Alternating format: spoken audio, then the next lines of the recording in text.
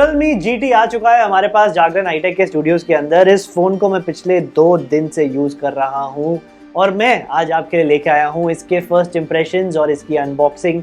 इस वीडियो के अंदर आपको पता चलेगा कि क्या ये एक आइडियल गेमिंग स्मार्टफोन हो सकता है जो आपको फ्लैगशिप गेमिंग एक्सपीरियंस दे दे, लेकिन एक फ्लैगशिप किलर प्राइस के अंदर। मैं हूं कुराग त्यागी, आप देख रहे हैं Jagran hitech. Let's get to know all about the Realme GT।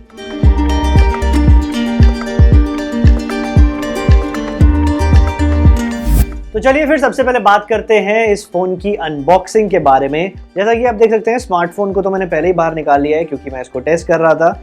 ये इसका बॉक्स है, कुछ इस तरीके का दिखता है। ब्लैक कलर का इसका मेन फिनिश है। पीछे बहुत बड़े बड़े स्पेक्स मेंशन किए गए हैं जिसके बारे में हम थोड़ा आगे चल के बात करेंगे। 888 Snapdragon processor, super charging, 65 what, all of that, ये सारी बातें आगे करेंगे। अभी बताता हूँ आपको बॉक्स के अंदर क्या मिलता है। तो बॉक्स आप खोलेंगे जैसे ही, यहाँ पे आपको एक इन्विटेशन लेटर ऑफ सॉर्ट्स मिलेगा जिसमें लिखा है a great story since the first leap, dare to leap, Realme की जो ब्रांड टैगलाइन है। यहाँ पे कुछ आपका स्मार्टफोन प्लेस्ड होता है। इसके अंदर आप खोल के देखेंगे तो यहाँ पे आपको मिलेगा इसका एक ब्लैक कवर। जी हाँ, बैक कवर है इसका, ट्रांसलूसेंट है और ये थोड़ा सा ब्लैकिश टिंट के अंदर भी है। एंड आप इसको यहाँ पे अपने फ़ोन के ऊपर इजीली प्लेस कर सकते हैं। एक थोड़ी सिक्योर फीलिंग आ जाएगी आपको अपने फ़ोन के ऊपर ये लगाने के लिए। फ्रंट को भी प्रोटेक्ट करेगा। इसके अलावा अंदर कुछ किताबें, guarantee, warranty and all of that. साथ में ही ये सुपर डार्ट चार्जर 65 वॉट का, एंड साथ में USB-A to USB-C की केबल आपको यहाँ देखने को मिलती है। बड़ा ही सिंपल है, ज़्यादा कुछ खास इसमें डिफरेंस नहीं है। नॉर्मल जैसे फ़ोन के बॉक्स होते हैं वैसा ही इसका बॉक्स है। एंड अब चलते हैं, बात करते हैं और चीज़ों के बारे में। चलिए फिर अब बात करते हैं डिज़ाइन की ऑफ द Realme GT। जैसा कि इसका नाम बताता है, GT मतलब ये गाड़ियों से इंस्पायर्ड है, रेसिंग से इंस्पायर्ड है। जो इसका पूरा एक वर्ल्ड बनाई है गेमिंग के अराउंड, उसकी येलो कलर का जो यहाँ पे हमको फॉल लेदर की फिनिश देखने को मिलती है बैक पे, काफ़ी इंटरेस्टिंग है, इम्प्रेसिव है एंड यूनिक है। सबसे बड़ी बात जो है, काफ़ी सारे स्मार्टफोन्स मैंने पिछले साल के अंदर टेस्ट करे हैं, लेकिन ये थोड़ी स्टैंड आउट करी है डेफिनेटली। एंड जो येलो कलर है, इसका नाम भी इन्होंने रेसिंग येलो दिया है। बात करें फ्रंट की तो 6.43 इंच की सुपर एमोलेड डिस्प्ले इसके अंदर आपको यहाँ पे देखने को मिल जाती है। बेजल्स है, बेजल्स नीचे की तरफ काफ़ी विजिबल चिन है जो कि मेरे हिसाब से थोड़ी बेटर हो सकती थी, लेकिन इसके कई फ़ायदे हैं जो आपको गेमिंग में मिलते हैं। आपके फेक टचेस नहीं होते हैं, ऐसा मेरे को इमाम ने बताया। तो इसके फ़ायदे डेफिनेटली हैं, लेकिन एस्थेटिक्स की बात करें तो थोड़ा और बेटर होती स्क्रीन अगर ये पूरा एज टू एज होता। बात करते हैं स्क्रीन की ही तो 120 हर्ट्ज की इसकी रिफ्रेश रेट है, हाई रिफ्रेश रेट बोलिए, जिसके फ़ायदे आपको गेमिंग करते हुए डेफिनेटली दिखते हैं। मैंने इस फ़ोन के अंदर पिछले 2 दिन से बैटल ग्राउंड्स मोबाइल इंडिया को डाउनलोड करके खेला है और मैं एक्सट्रीम फ्रेम सेटिंग्स के अंदर खेल रहा हूँ, मतलब पूरे 120 हर्ट्ज को यूटिलाइज करके। तो बिल्कुल एक अच्छा एक्सपीरियंस रहा है मेरा गेमिंग करते हुए। एंड अगर आप कंपेयर करें इसको 60 हर्ट्ज वाले फ़ोन से या 90 हर्ट्ज वाले फ़ोन से भी, तो डेफिनेटली एक विजिबल डिफरेंस हो जाता है जो आपको देखने को मिलता है जैसे ही आप 120 हर्ट्ज की रिफ्रेश रेट वाले डिस्प्ले के अंदर गेमिंग करते हैं। इसका जो टच सैम्पलिंग रेट है वो 360 हर्ट्ज है, जिसका ये मतलब है कि जैसे ही आप कुछ टच करते हैं तो उसकी जो प्रोसेसिंग स्पीड्स होती हैं वो 3 times faster than the actual refresh rate होती है, which is again a very welcome addition. बात करें कंटेंट व्यूइंग एक्सपीरियंस की, YouTube, Netflix, all of that, आप जो भी इसके अंदर देखेंगे इस डिस्प्ले के अंदर सुपर एमोलेड है तो कलर्स काफ़ी अच्छे से पॉप आउट होके आते हैं। एंड इसके जो स्पीकर्स हैं वो भी डुअल स्पीकर्स हैं, एक नीचे की तरफ प्लेस्ड है और एक यहाँ पे ऊपर की तरफ प्लेस्ड है।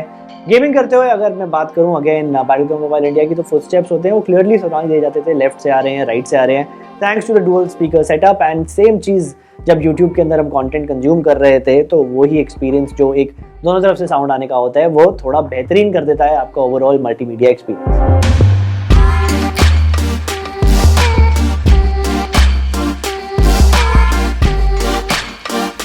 बात है अगर GT फोन की, इसका ये मतलब है कि परफॉर्मेंस और गेमिंग पे सबसे ज्यादा फोकस किया गया है। एंड उसी की बात हम करने वाले हैं सेगमेंट के अंदर।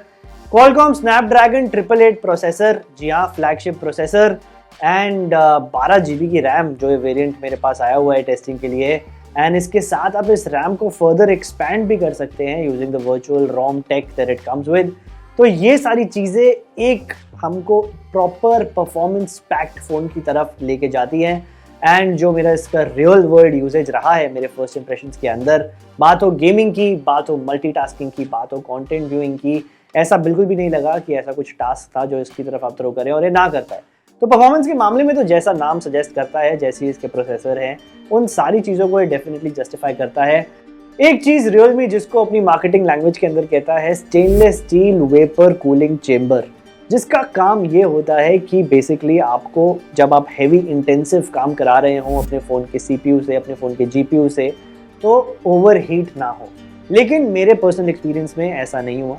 जब मैंने हाई फ्रेम रेट के अंदर बैटलग्राउंड मोबाइल इंडिया को खेला तो कहीं ना कहीं पे फ़ोन ओवरहीट हुआ एंड मेरी रैंक नंबर 3 आई थी आउट ऑफ 100 में से। तो जो लोग बैटलग्राउंड मोबाइल इंडिया या PUBG को खेल चुके हैं उनको पता है कि रैंक 3 आने में अराउंड 30 मिनट का गेम प्ले का टाइम लग जाता है। तो जब इतना हैवी टाइम तक मैंने एक हैवी फ्रेम रेट के अंदर गेम खेली, फ़ोन हीट अप हो गया था एंड आई होप ये एक ऐसा इशू है जो एड्रेस हो पाए फ्यूचर में, शायद किसी ओवर द एयर अपडेट के साथ। लेकिन हीट हो रहा है डेफिनेटली, इतना भी ज़्यादा हीट नहीं हुआ था कि यूज़ ना कर पाए, लेकिन कंसिडरेबली हीट हो गया था। ये मेरी ऑब्जर्वेशन है, मेरे को लगा इंपॉर्टेंट है आप लोगों को बताना।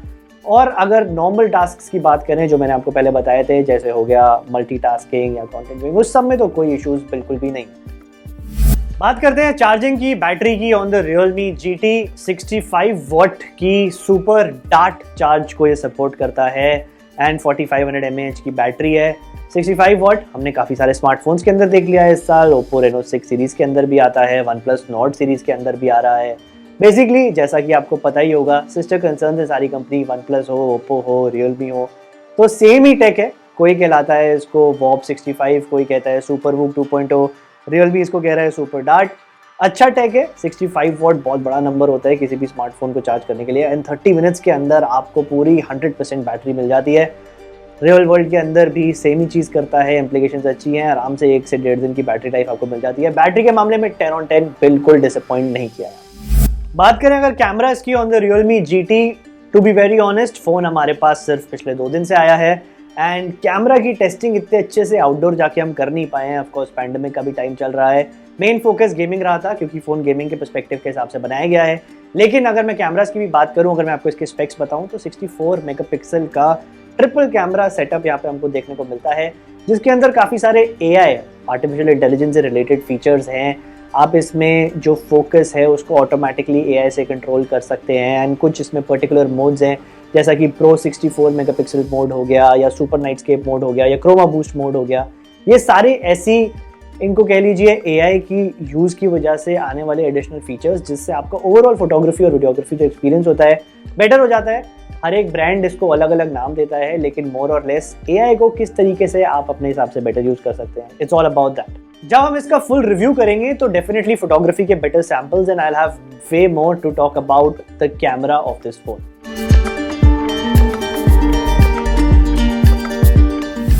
जब तक आप इस वीडियो को देखेंगे तब तक इस फ़ोन की प्राइसिंग मार्केट में आउट हो चुकी होगी और हम डेफिनेटली अपने डिस्क्रिप्शन में तो वो डाल ही देंगे।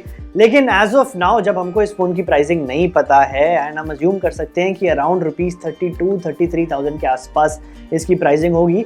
एंड फिर आप देखें जो सारे फीचर्स ये पैक करता है एंड साथ में ही जो आपको फ्लैगशिप प्रोसेसर इसके अंदर स्नैपड्रैगन 888 देखने को मिलता है, परफॉर्मेंस भी ठीक ठाक है, डिज़ाइन यूनिक है, अट्रैक्टिव है एंड हर एक सारी चीज़ों को फुलफिल कर रहा है, तो क्या ये एक वैल्यू फॉर मनी बाय है एंड क्या आपको इसको कंसिडर करना चाहिए over the competition like the Oppo Reno 6 Pro और द OnePlus Nord 2 जो हाल ही में लॉन्च हुआ था, उसके हायर एंड वेरिएंट्स की अगर बात करूं, तो ये सवाल का आंसर आप खुद ही दे सकते हैं, क्योंकि ये डिपेंड करता है कि आपका अल्टीमेट यूज़ केस सिनेरियो क्या है एक स्मार्टफोन के साथ। अगर आपको एक गेमिंग इंटेंसिव फ़ोन चाहिए तो मार्केट के अंदर आपको ऑफकोर्स Poco X3 GT भी देखने को मिलता है, आपको Realme का ये 888 स्नैपड्रैगन वाला फ़ोन भी देखने को मिलता है। किसी की प्रायोरिटी कैमरा है तो Reno सीरीज़ उनके लिए बेटर है Oppo की, किसी को एक ऑलराउंडर बेटर फ़ोन चाहिए तो OnePlus का फ़ोन जो Nord 2 मैंने आपको बताया वो बेटर है।